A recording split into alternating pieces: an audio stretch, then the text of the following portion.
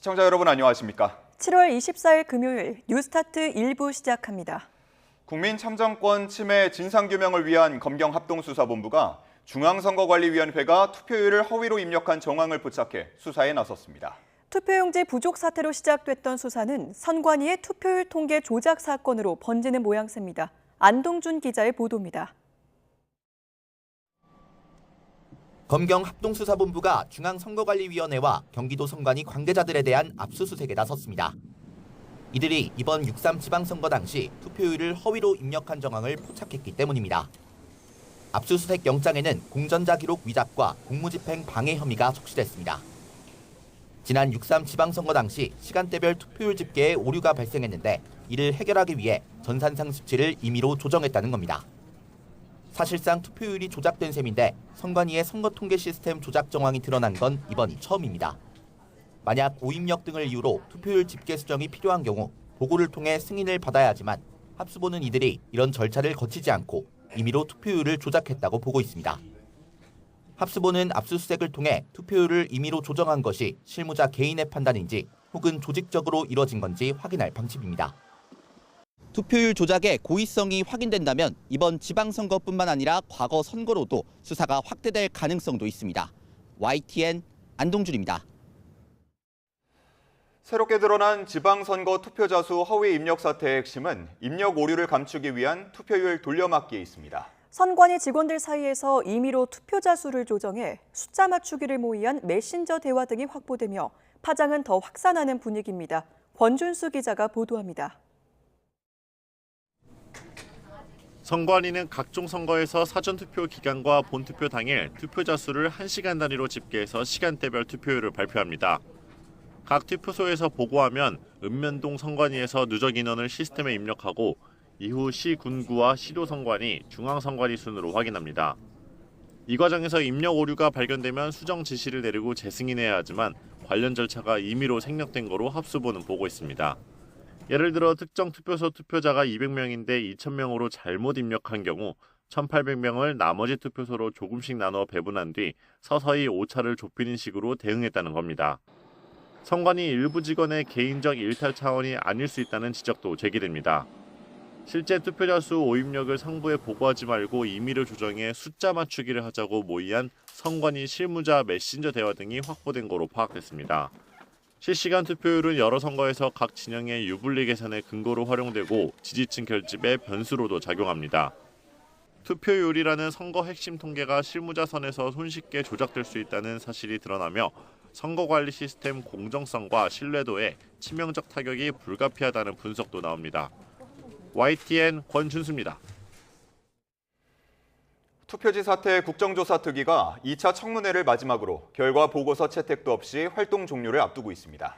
하지만 재검표 시기를 둘러싼 여야 공방 속 선관위에 대한 강제 수사가 이어지면서 기한 연장이 검토되고 있습니다.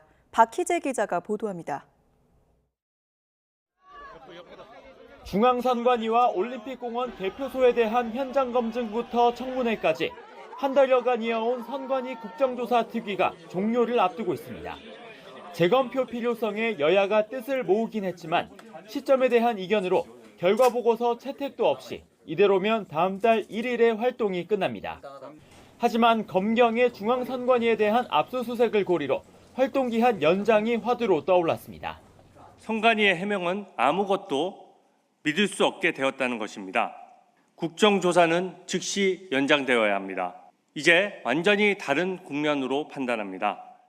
국민의힘 장동혁 대표는 한 발 더 나아가 사전투표 폐지론에 이어 선거 기록 전반이 담긴 서버 수사 필요성도 강조했습니다. 압수수색에서 끝날 것이 아니라 제대로 진실을 밝혀야 합니다.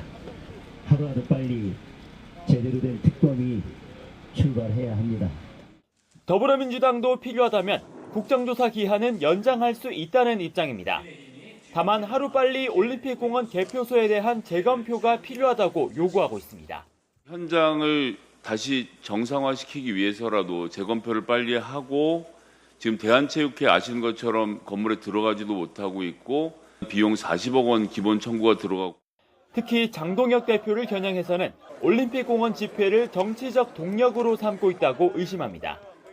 재검표를 받아버리면 자신의 기반이 없어지는 거죠. 올공이 거의 장동혁 대표의 놀이터 아니냐라는 식의 이야기도 나왔어요.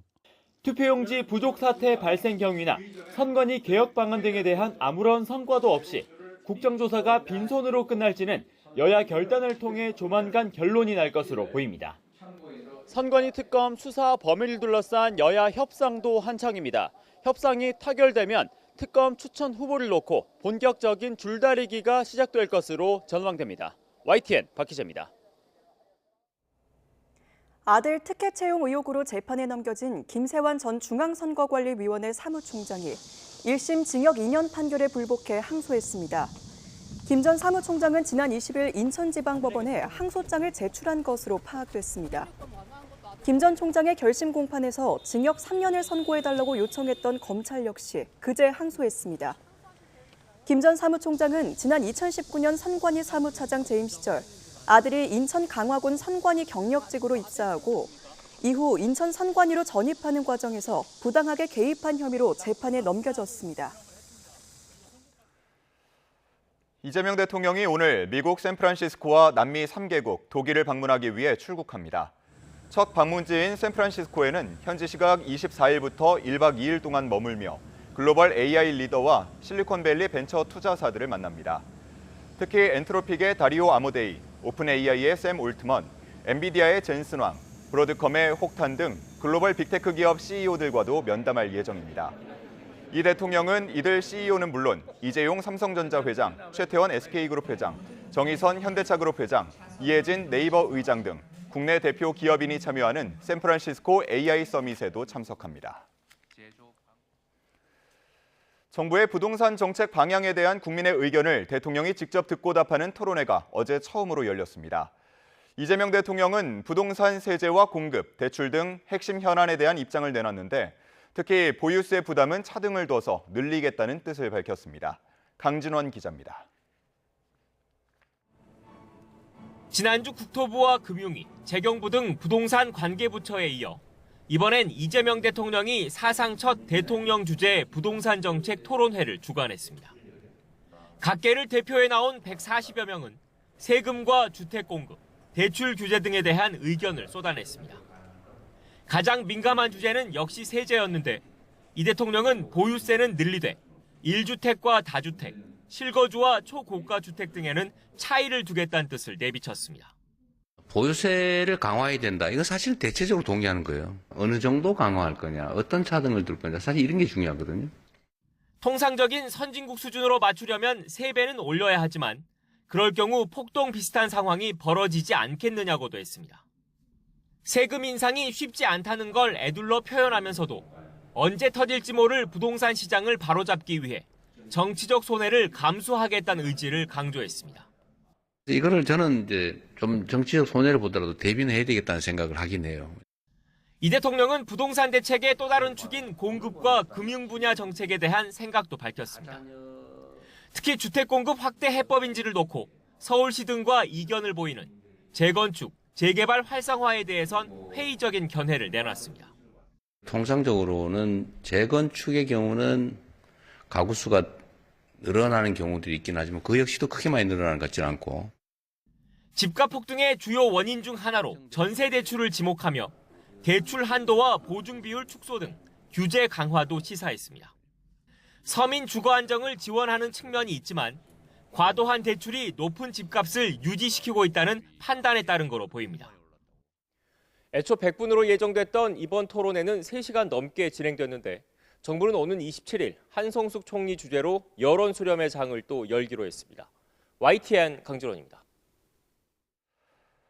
이재명 대통령이 주재한 부동산 정책 국민 토론회와 관련해 여야는 엇갈린 평가를 내놨습니다. 더불어민주당은 민주적 방식의 부동산 정책 결정이라고 추켜 세웠지만 국민의힘은 여론몰이 쇼라고 맹비난했습니다. 김다현 기자입니다. 더불어민주당은 부동산 정책 국민 대토론회에 대해 민주적인 방식을 통한 최선의 정책을 찾겠다는 강력한 의지 표명이라고 평가했습니다. 정부가 3차례에 걸쳐 진행한 부동산 관련 토론회도 언급하며 대통령이 직접 총결산했다고 의미를 부여했습니다. 현장의 목소리를 먼저 듣고 실현 가능한 해법을 찾는 것이 이재명 정부의 국정 운영 방식입니다. 토론회에서 제시된 의견을 충분히 검토해 부동산 정책을 보완하고 세제 개편안과 후속 공급, 금융 대책에도 국민의 뜻을 담겠다고 약속했습니다. 하지만 국민의힘은 이미 답을 정해놓고 정책 실패를 정당화한 답정너 여론몰이 쇼라고 규정했습니다. 국민이 원하는 건 일방적인 정책 자랑이나 훈계가 아니라며 무너진 주거 사다리로 절망하는 무주택자들을 봐야 한다고 강조했습니다. 주거 사다리를 걷어찬 죄, 세금 폭탄으로 국민을 괴롭힌 죄, 이제라도 반성하고 부동산 정책의 방향을 완전히 바꿔야 합니다. 이 대통령이 자택을 매각하며 매수인에게 근저당권을 설정한 것도 다시 거론하며 내로남불 꼼수 거래를 덮기 위한 토론회였다고 맹비난했습니다. 국회 원구성이 사실상 마무리된 만큼 부동산 관련 입법은 가능해졌습니다. 하지만 부동산 정책에 대한 여야 시각차가 뚜렷한 상황이라 논의의 속도가 붙을지는 미지수입니다. YTN 김다현입니다. 토론회에서는 정부가 손질 중인 초고가 주택 세금 강화 정책이 서울 중저가 집값 안정으로 이어질지 의문이라는 지적이 나오기도 했습니다. 세제 개편안 발표가 임박한 가운데 정부가 토론회에서 나온 의견을 실제 정책에 반영할 여지가 제한적일 거란 분석도 나왔습니다. 이어서 차유정 기자입니다.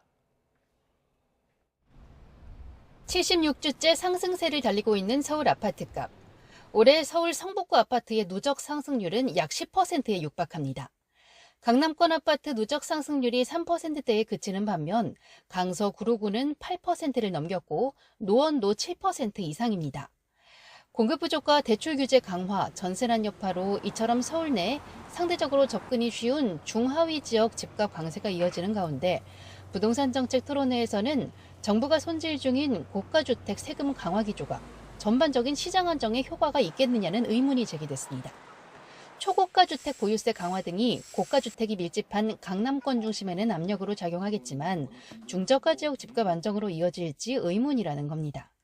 15억 이하 중저가 아파트들이 신혼부부들이 많이 사면서 이제 집값이 올라가는데 초고가 주택 보유세를 올리면 지금 서울 집값이 문제가 되는 영역이 안정이 될 것인가가 저는 좀 걱정이 되는 부분이고요.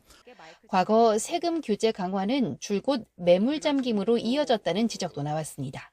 세제 강화, 규제 강화를 했을 때 오히려 매물이 잠김 현상이 더 심각해졌고요. 다주택자들의 양도세 중과가 한시적으로 배제가 됐던 2020년에 본격적으로 매물이 출회가 되고 쌓였습니다. 그러니까 가격이 조정이 됐고요. 다주택자 등의 양도세를 낮춰서 시장에 매물이 나오도록 해야 한다는 현장 목소리도 이어졌습니다. 부동산 세금 규제 강화 기조에 대해 이재명 대통령은 정책 목표가 비정상적인 가격 형성을 막기 위해서라며 투기 수요 억제에 초점을 맞출 것임을 분명히 했습니다. 전문가들은 이번 토론회가 부동산 시장 전반 의제를 폭넓게 다루긴 했지만 세제 개편안 발표가 임박한 가운데 기존 정책 방향이 틀리지 않았는지 확인하는 의견 수렴 차원이 강해 아쉬웠다고 평가했습니다. YTN 차유정입니다. 화성 동탄구를 비롯해 이번 달 부동산 3중 규제 지역으로 새롭게 묶인 지역들의 아파트 가격 상승세가 이번 주에 다소 꺾인 것으로 나타났습니다. 한국부동산원이 발표한 7월 셋째 주 주간 아파트 가격 동향을 보면 화성 동탄구의 집값은 이번 주 0.25% 오르며 지난주 상승폭 0.73%보다 크게 줄었습니다. 함께 3중 규제 지역으로 지정된 용인 기흥의 상승률도 0.49%로 전주보다 0.1%포인트 줄었고 경기 구리의 집값 상승폭도 지난주 0.31%에서 0.27%로 소폭 내려왔습니다. 규제 지역 인근 일대에선 화성 병점구 집값이 0.38% 올라 지난주보다 상승폭을 0.06%포인트 키우면서 풍선 효과 조짐도 일부 나타났습니다. 경기 남부 일대를 중심으로 한 집값 상승세도 이어졌는데 성남 분당이 0.58%, 용인 수지가 0.5% 오르는 등 높은 상승률을 기록했습니다. 이번 주 서울 아파트 매매 가격과 전셋값 상승폭은 전주보다 소폭 줄었지만 비슷한 수준인 0.27%씩 오른 것으로 집계됐습니다. 올해 상반기 전국 땅값 평균 상승률은 1.22%를 기록했고 전국에서 가장 많이 비싸진 지역은 2.32%가 오른 서울인 것으로 나타났습니다. 국토교통부와 한국부동산원은 이 같은 내용이 담긴 상반기 지가 변동률과 토지 거래량 조사 결과를 발표했습니다. 수도권에선 올해 상반기 땅값이 1.69% 오르며 지난해 하반기보다 상승률이 0.03%포인트 커졌고 비수도권은 0.38% 상승폭으로 변동이 없었습니다. 기초지자체별로 보면 서울 강남구가 2.99%, 용산구가 2.8% 올라 높은 상승률을 기록했고 전국 255개 시군구 가운데 37곳이 전국 평균을 웃돌았던 것으로 조사됐습니다.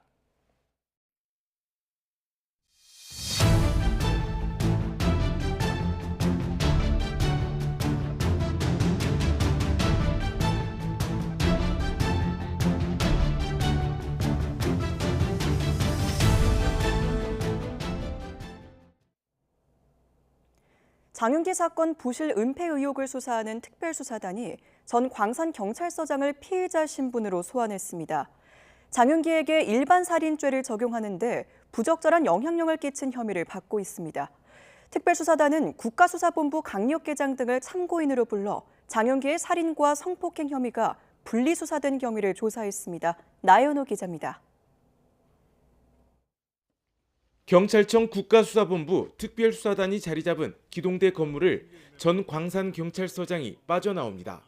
장윤기 사건 봐주기 수사와 관련해 피의자 신분으로 소환돼 조사를 받은 겁니다. 오전 10시에 시작된 조사는 늦은 밤이 돼서야 마무리됐습니다. 예, 성실히 수사에 임하겠습니다. 예.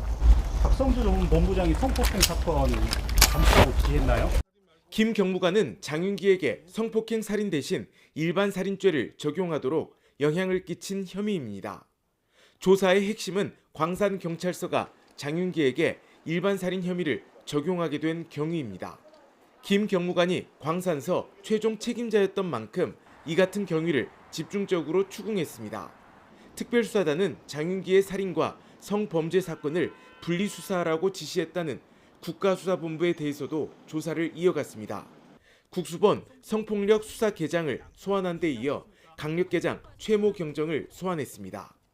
광산서와 광주청 강력계의 사건 병합 요청을 여성청소년과 수사가 미진하다는 이유를 들어 막았다는 의혹을 확인한 것으로 알려졌습니다. 박성주 본부장이 지시한 적 있어요? 성범죄 사건 드러나지 않게 해달라고 했습니까? 특별수사단은 국가수사본부와 광주경찰청 그리고 광산경찰서로 이어지는 지휘체계 안에서 지침이 어디서부터 어떤 경로로 내려졌는지 파악하고 있습니다. 경찰과 함께 장윤기 봐주기 수사 의혹을 조사하는 검찰도 수사 관계자들을 불러 조사를 진행했습니다. YTN 나연호입니다. 장윤기 사건 부실 은폐 의혹을 받는 광산경찰서 전 형사과장 측이 성범죄 목적을 모두 검토했던 수사보고서 내용을 공개하며 은폐 의도가 없었다고 거듭 강조했습니다. 하지만 증거 누락과 스토킹 사건에서의 부실 수사 의혹은 여전히 해소되지 않았습니다. 오선열 기자입니다. 광산경찰서 전 형사과장 박모경정 측이 장윤기 사건의 수사 보고서 작성부터 결재까지 과정을 공개했습니다. 작성 시기는 장윤기 구속 기한을 하루 앞둔 5월 13일. 박경정 측은 결재 과정에서 성폭행 살인 혐의를 검토했던 사실이 빠진 것을 확인하고 구체적 경위를 첨부할 것을 지시했다고 주장했습니다. 수사 보고서엔 훼손된 성인용 인형과 여학생 불법 촬영물이 발견된 내용을 포함해 며칠 전 장윤기가 저지른 성폭행 정황 등도 담겼습니다. 아울러 범행 당시 피해자를 여성으로 인식하고 목을 졸라 제압한 정황 등도 포함됐던 것으로 확인됐습니다. 박경정 측은 수사기관의 제약으로 성범죄 목적을 단정하기 어려워 일반 살인 혐의로 보냈지만 성범죄 정황은 빠짐없이 기록했다고 해명했습니다. 보안수사권 폐지 논란 탓에 장윤기 사건 부실 은폐 의혹 수사가 눈덩이처럼 불어나는 것에 억울함을 드러내기도 했습니다. 경찰의 구속기간은 10일로 제한이 돼 있으니까 그 한정된 시간 내에 나중에 사후에 밝혀진 그 자료에 기반해서 잣대를 들이대는 것은 저희는 적절하지 않다고 생각하고요. 하지만 당시 팀 내에서 케이블 타이를 확보하지 않거나 현장 감식 영상을 삭제하라며 증거인멸 시도를 했던 부분, 장 씨 아버지에게 수사 정보를 흘렸다는 봐주기 수사 의혹은 여전합니다. 국가수사본부에서 병합 수사를 허락하지 않은 배경으로 장윤기의 스토킹 성범죄에 대한 미진한 수사를 꼽았다는 진술도 나오는 만큼 부실 수사 의혹에서도 자유로울 수 없습니다. 경찰 특별수사단은 국수본과 광주경찰청 등 지휘라인에 걸친 관계자들의 휴대전화 등을 압수해 분석하고 부실 수사 경위를 집중 추궁하고 있습니다. YTN 오선열입니다. 경찰이 장윤기 사건을 계기로 추진하는 순환인사제 확대안이 내년 도입을 목표로 하는 것으로 파악됐습니다. 경찰청은 어제 국회 행정안전위원회 소속 더불어민주당 의원들에게 수사쇄신 TF 논의를 거쳐 내년 상반기까지 순환인사제 확대안을 도입하겠다고 비공개 보고했습니다. 경찰은 관사와 교통비 지원 예산 확보와 함께 관련 예규와 각 시도경찰청 인사관리 규칙 개정도 추진한다는 방침입니다. 또 직무 관련 금품 수수나 부정 청탁, 중요 수사 정보 누설로 징계받은 경찰관은 다른 시도경찰청으로 전부하고 원소속 복귀도 영구적으로 제한하는 방안도 거론됩니다.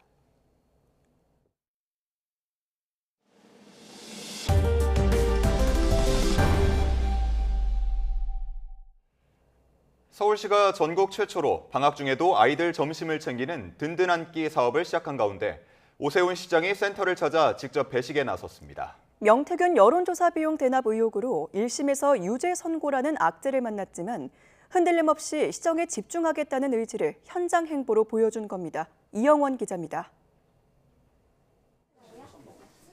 방학을 맞이한 아이들이 옹기종기 모여 쌓기놀이를 하고 책도 읽습니다. 이렇게 한참 놀다가 배꼽 시계가 울리면 점심까지 먹을 수 있습니다. 많이 먹어야지. 서울시가 방학 중에도 아이들 점심을 책임지는 든든 한 끼 사업을 전국 최초로 시작한 겁니다. 전문가가 짠 식단에 일주일에 2번 제철 과일까지 제공되는데 이용료는 평일 5일 기준 10,000원에 불과합니다.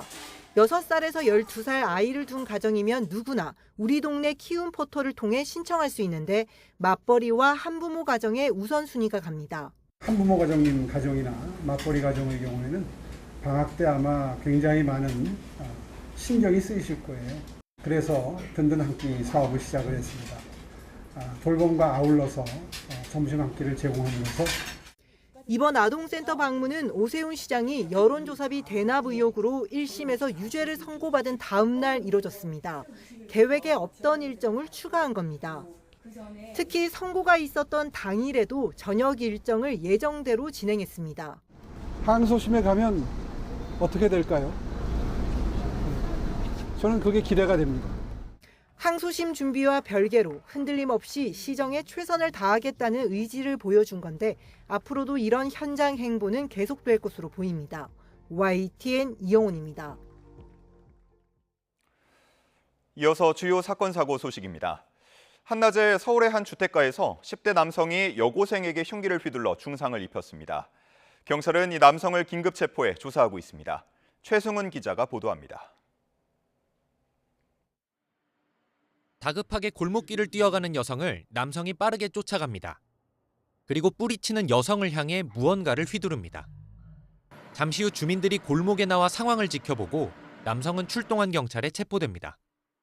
낮 1시 반쯤 서울 화곡동에 있는 주택가에서 10대 A군이 여고생에게 흉기를 휘둘렀습니다. 흉기를 휘두른 피의자는 이곳에서 주민들에 의해 제압됐습니다. 피해 여학생은 부상을 입고 병원으로 옮겨졌지만 생명에는 지장이 없는 것으로 전해졌습니다. 완전 동네가 날아갈 정도로 시끄러웠어요. 그래서 방에서 맨발로 뛰어나가본 거죠. 누르고. 경찰은 두 사람이 지인 관계인 것으로 보고 있다며 다만 같은 학교에 다니는 건 아니라고 설명했습니다. 또 이전에 두 사람 사이 112 신고 이력은 확인되지 않았다고 밝혔습니다. 대낮 주택가에서 벌어진 흉기 피습 사건에 주민들은 놀란 가슴을 쓸어내려야 했습니다. 저기 사람이 이제 가리지나 넘어져서 놀래지. 지금도 이상하다는데 어머 왜 다리가 부들부들하지 그랬구만. 너무 무서워. 더울 사람이. A군을 살인미수 혐의로 입건한 경찰은 정확한 사건 경위를 조사한 뒤 구속영장을 신청한다는 방침입니다. YTN 최승훈입니다. 30년 넘게 한 지역에서 근무한 경남경찰청 소속 경찰 간부가 수년간 부하 여경들을 성추행한 의혹으로 경찰청에서 감찰을 받고 있습니다. 경찰청은 최근 성비위 의혹을 받는 경남경찰청 소속 A경정에 대한 정식 감찰에 착수했습니다. A경정은 수년 동안 회식 자리 등에서 부하 여경들을 성추행한 의혹을 받고 있는데요. 또 부하 직원에게 승진을 대가로 술값을 대신 내게 한 갑질 의혹도 감찰 대상에 포함된 것으로 알려졌습니다. A경정은 경남 지역에서 30년 넘게 근무해온 것으로 알려졌습니다. 장항준 감독의 영화 왕과 사는 남자가 드라마 어몽도를 표절한 게 아니라는 법원 판단이 나왔습니다. 서울 서부지방법원은 어제 드라마 어몽도 시나리오 작가 유족 측이 왕과 사는 남자 제작사 등을 상대로 낸 상영금지 가처분 신청을 기각했습니다. 재판부는 두 작품이 실존 인물을 주인공으로 해 역사적 배경이나 소재 등의 일부 유사점이 발견되긴 하지만 단종과 어몽도의 관계, 줄거리, 주요 주제 등 면에서 내용이 전혀 다르다고 판단했습니다. 앞서 드라마 어몽도 시나리오 작가 유족 측은 왕과 사는 남자 속 어몽도가 단종의 밀명을 받고 움직이는 과정이나 경계 조직의 설정, 탈옥 장면 등 핵심 장면이 실질적으로 유사하다며 가처분 소송을 제기했습니다. 대법원이 김건희 씨의 도이치모터스 주가 조작 등 3대 의혹 사건을 전원 합의체에 회부하기로 했습니다. 법원의 이번 결정으로 오늘로 예정됐던 김 씨의 상고심 선고는 또 한 번 연기됐습니다. 이준엽 기자의 보도입니다. 대법원이 김건희 씨의 3대 의혹 상고심 선고를 하루 앞두고 돌연 선고기일을 연기했습니다. 기존의 대법원 2부가 맡고 있던 김 씨 사건을 전원 합의체에 회부하기 위해서입니다. 전원 합의체 심리를 거쳐야 하는 만큼 선고기일은 추정, 즉 나중에 다시 지정하기로 했습니다. 김 씨의 대법원 선고가 미뤄진 건 이번이 두 번째입니다. 앞서 지난 16일 선고가 예정됐지만 김건희 특검에서 한 차례 연기를 신청했고 이후 대법원이 기일 연기를 결정했습니다. 그동안 김 씨 1, 2심에서 무죄가 나온 명태균 여론조사 의혹 사건이 윤석열 전 대통령 1심에선 일부 유죄가 선고돼 이를 반영할 시간을 달라고 요청했기 때문입니다. 상고심 선고가 예정된 김 씨의 혐의는 세 가지입니다. 도이치모터스 주가 조작에 가담해 8억 1천만 원 상당 부당이득을 취한 혐의와 통일교 측으로부터 교단 지원 청탁과 함께 8,200만 원 상당 금품을 받은 혐의입니다. 특검의 기일 연기 신청의 배경이 됐던 명 씨로부터 2억 7천만 원 상당 여론조사를 무상으로 받은 혐의도 있습니다. 앞서 1심은 통일교 금품 수수 의혹 일부만 유죄로 인정해 징역 1년 8개월을 선고했지만 항소심은 통일교 의혹 전체와 주가 조작 혐의 일부를 유죄로 판단해 징역 4년과 벌금 5천만 원을 선고했습니다. YTN 이준엽입니다. 외교관 등 최대 10,000건의 공직자 신상 정보가 유출된 것으로 추정되는 국립외교원 해킹 사건이 외교부 장관과 청와대 등에도 곧바로 보고되지 않은 것으로 나타났습니다.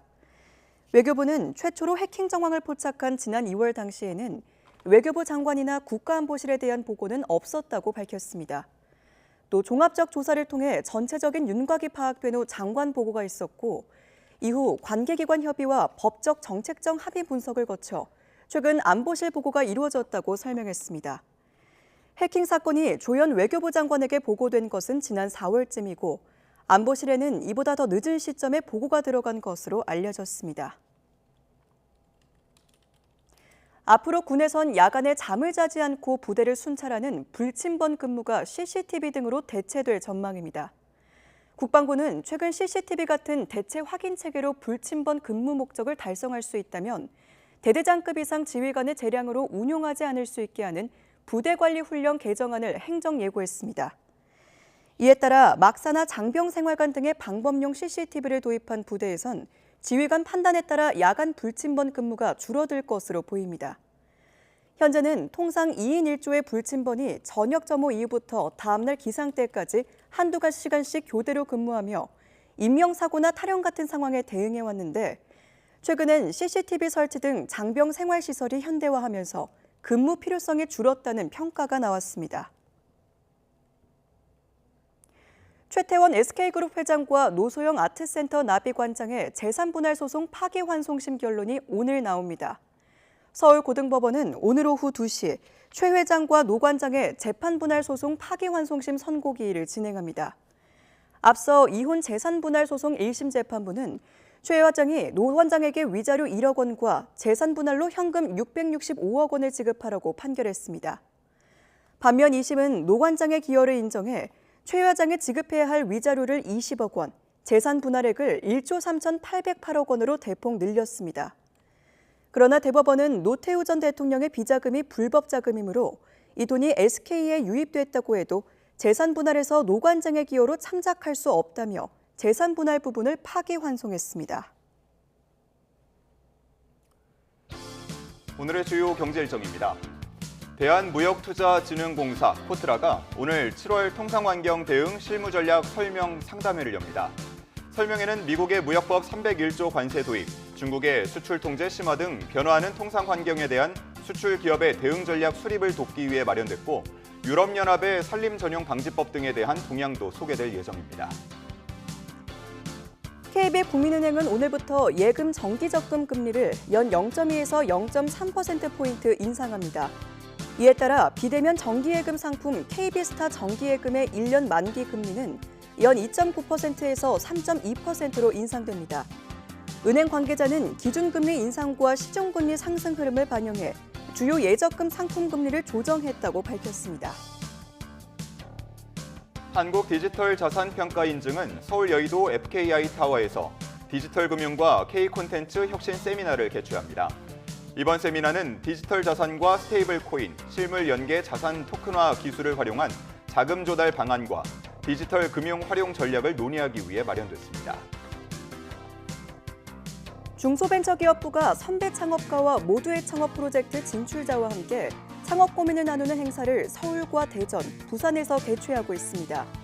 오늘은 서울 드림플러스 강남과 대전 유성구 대전 컨벤션센터에서 행사가 진행되는데, 1부에서는 선배 창업가의 경험을 듣고 2부는 자유로운 대화 시간으로 진행됩니다.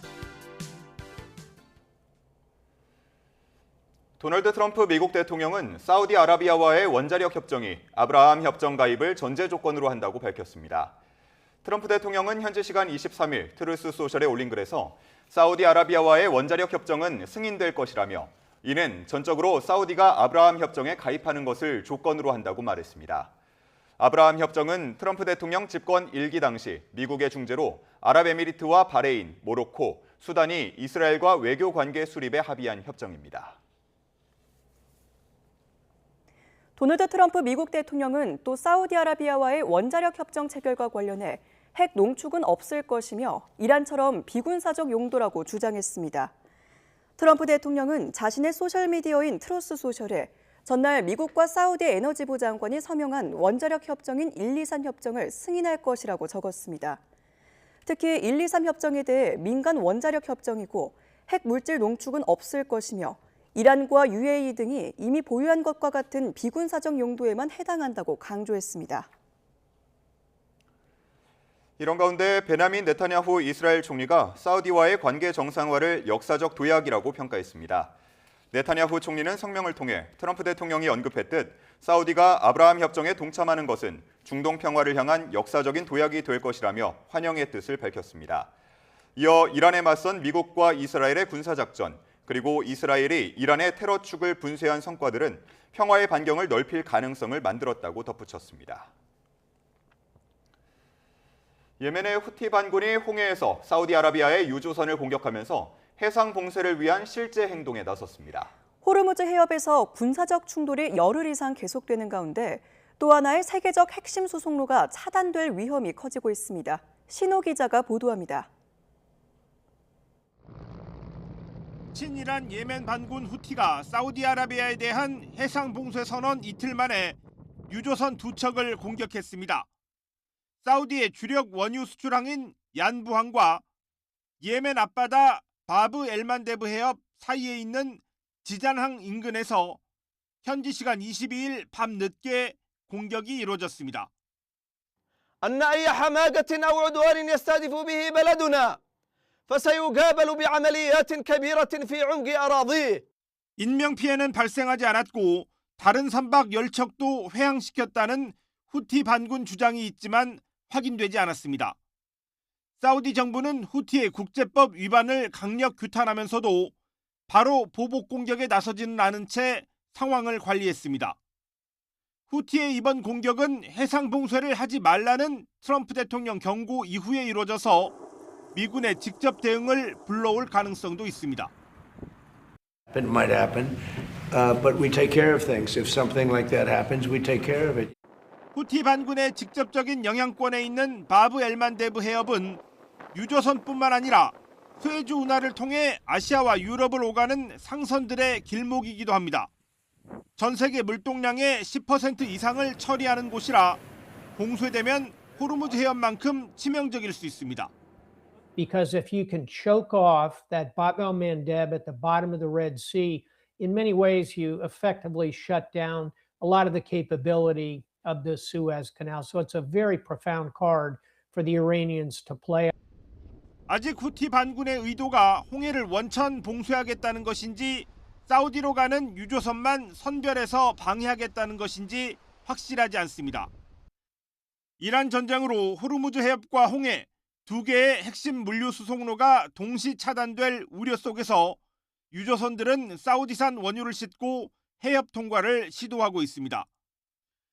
22일 기준 바브 엘만데브 해협을 지난 선박은 27척으로 평소보다 줄긴 했지만 완전히 봉쇄되지는 않은 상황입니다.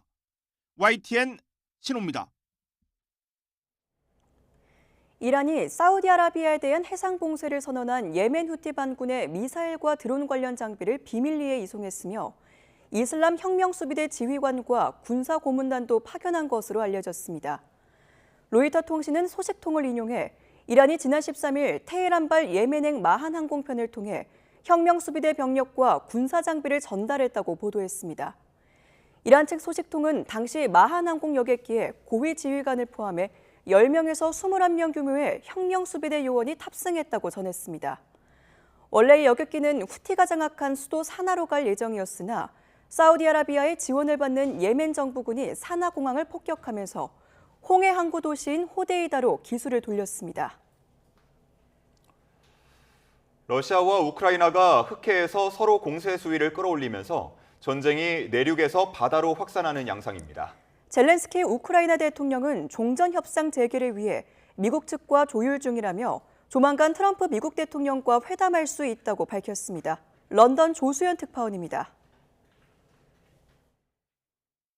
우크라이나군이 지난 며칠간 흑해와 아조우해에서 대대적인 드론 공습을 벌여 러시아 선박 10여 척을 타격했습니다. 핵심 에너지 보급로를 차단하려는 전략인데 흑해 지역을 통하는 러시아의 밀 수출에도 부담을 주고 있습니다. 이에 맞서 러시아는 우크라이나의 흑해 항구이자 곡물 수출 거점인 오데사를 집중 타격하고 있습니다. 오데사에서 이달 들어 러시아의 공습에 민간인 수십 명이 사망했고 곡물 수출 능력이 3분의 2 수준으로 급감했습니다. 젤렌스키 대통령은 러시아가 우크라이나의 흑해 곡물 수출을 무력화하는 것을 계획하고 있다며 흑해 운항 선박에 대한 공세를 강화할 것이라고 내다봤습니다.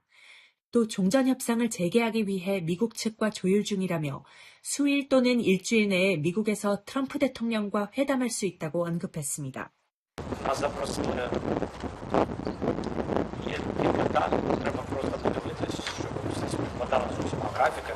이런 가운데 미러 외교수장은 아세안 외교장관 회의 개최지인 필리핀 마닐라에서 회담했습니다.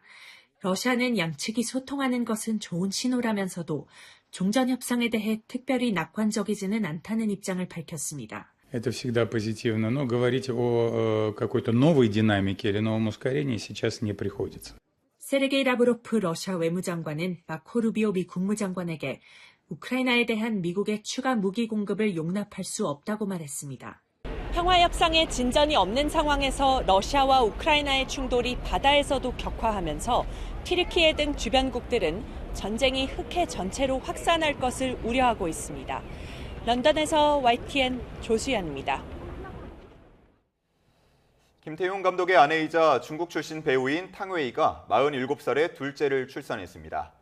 탕웨이는 지난 22일 자신의 SNS를 통해 직접 출산 소식을 알렸습니다. 탕웨이는 영화 만추에서 김 감독과 호흡을 맞추며 인연을 맺어 2014년 결혼했고 2016년에는 첫 딸을 출산했습니다. 2016 아이치 나고야 아시안게임에서 우리나라 남자 축구대표팀이 조별리그에서 중동의 강호인 사우디아라비아, 카타르와 격돌하게 됐습니다. 아시안게임 조직위원회 조추첨 결과 이민성 감독이 이끄는 축구대표팀은 사우디아라비아, 카타르와 함께 D조에 배정됐습니다. 이번 대회 남자 축구는 모두 15개 팀이 참가해 4개 그룹으로 나뉘어 조별리그를 치릅니다. A조에서 C조는 4개 팀, D조는 3개 팀이 경쟁하며 각 조 1, 2위가 8강에 진출해 토너먼트로 챔피언을 가립니다.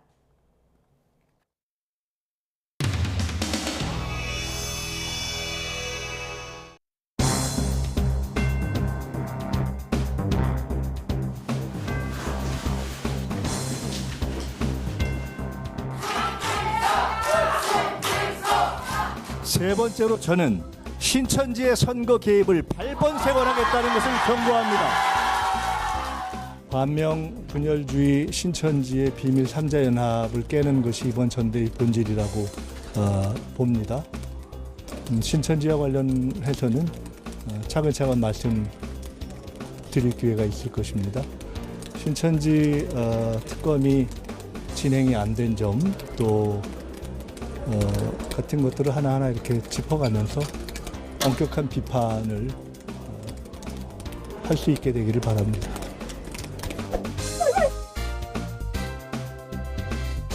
김민석 후보는 신천지 개입 의혹 근거를 즉각 밝히고 근거를 제시하지 못하면 사과하고 당장 사퇴하라. 적절한 시기에 근거를 공개하겠다고요? 자신 있다면 변죽만 울릴 게 아니라 당장 근거를 제시하십시오. 이 사안은 그냥 넘어갈 수 없는 사안입니다. 이건 민주당이 헌법을 위반하고 정교 유착된 상태에서 지금 대표 경선을 치르고 있다는 주장을 하고자 하는 것 아닙니까? 검증되지 않은 찌라시성 이야기는 아니겠지요. 확실한 근거가 있다고 했으니 바로 공개하십시오. 저는 신천지의 정치 개입의 문제점에 대해서만 지적했고 그것을 특정 후보와 연결시키는 것에 대해서까지 제가 책임질 필요는 없을 것 같습니다. 언론이 어떻게 생각하건 당사자들이 어떻게 생각하건 그것은 제가 책임질 영역은 아닌 것 같습니다. 오늘 KSY 여론조사에서 호남에서도 제가 많이 앞서는 걸로 역전이 되었더군요. 아니면 말고식, 치고 빠지기식, 무책임하게 폭탄 던지듯 하는 신천지 개입은 근거를 갖고 말했으면 좋겠습니다. 연막 피우고 연기 피우고 나중에 발뺌하고 얼버무릴 것이 아니라 육하 원칙에 의해서 밝혀주시기 바랍니다. 당사자께서 앞으로 어떻게 행동하는지 지켜보고 가장 강력한 응징을 하겠습니다.